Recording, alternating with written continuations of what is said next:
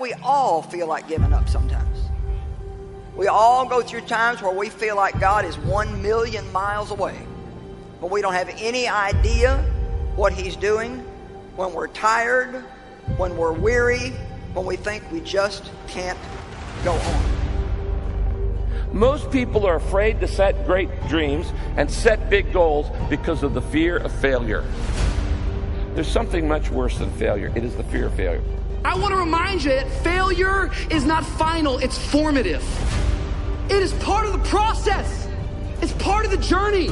Your failure matters as much as your success. How do you think you're going to grow if you don't ever fail? Yet some of you have failed and you have decided, well, guess what? I'm a failure. No, failure is an event. It is never a person. I need you to make up in your mind that the only way you can lose is if you quit. I just need you to keep going. First, you cannot give up. When you enter into your long season, you've got to give it all you've got.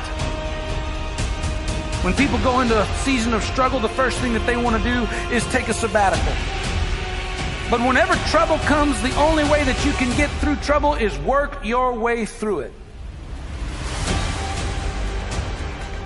Make a declaration to yourself.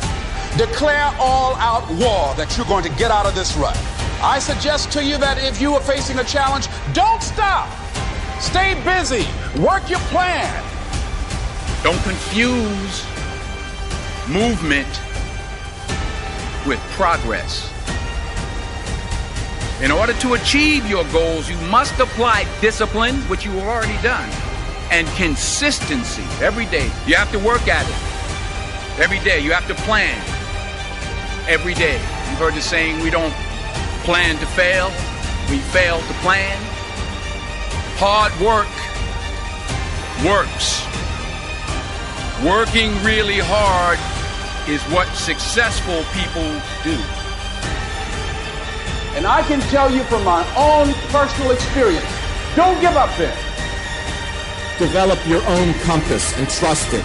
Take risks. Dare to fail. Remember, the first person through the wall always gets hurt. You're going to fall down, but the world doesn't care how many times you fall down as long as it's one fewer than the number of times you get back up. If you want to grow up, you want to be mature, there is no way to do it without pain. You can't grow up on easy street. And the very thing that discourages you is the very thing that develops you.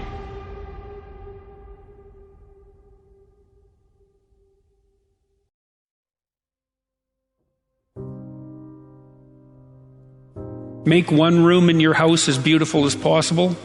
That's what I'm writing about now.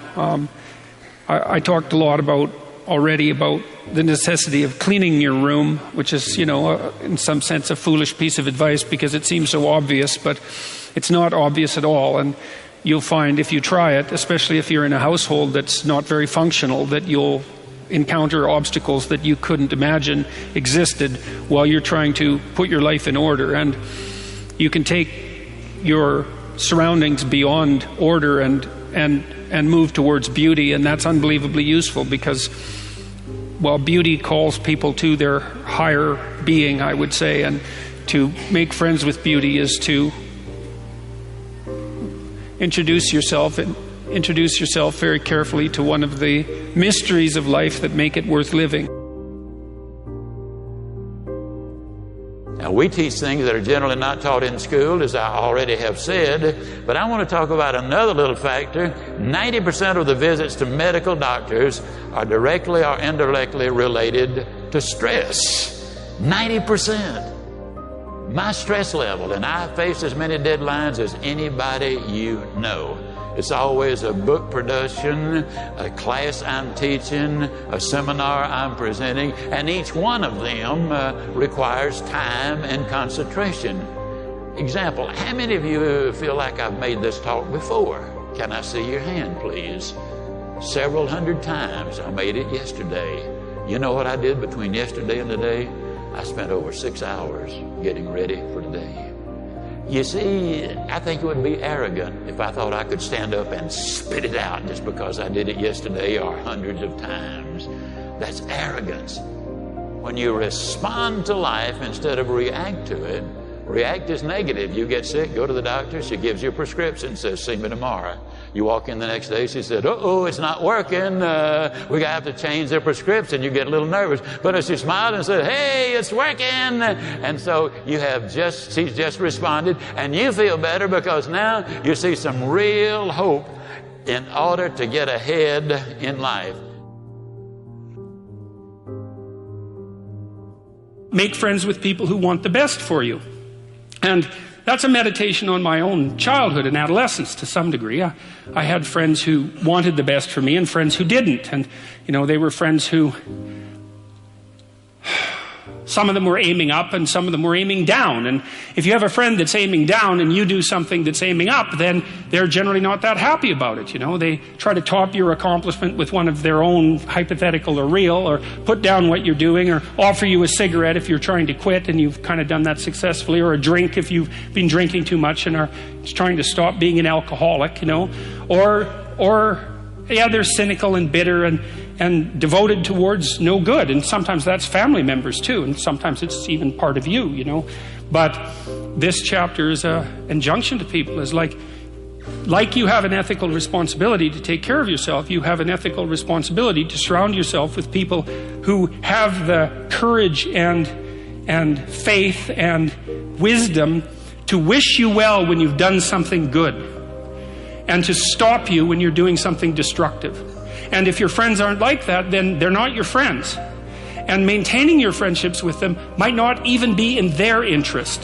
And so it's a tricky argument to make, because I'm not saying, whenever anyone's in trouble, you should, push them into a ditch and then give them a couple of kicks. That's not the idea.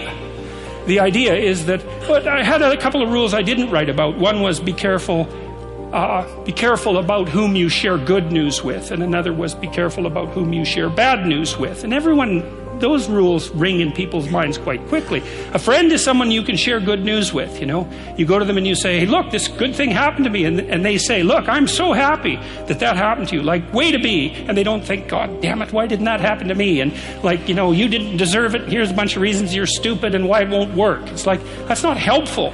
And so I would say, if people are, the other thing people are doing, if they're trying to drag you down, let's say, is they're trying to see if you'll put up with it.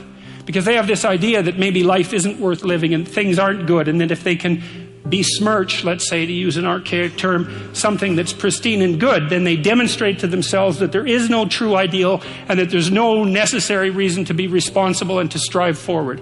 And so they use you as a test case. I'll just push you down into the low lobster bin and see how you respond. And if you put up with it, then yeah, my cynicism is fully justified.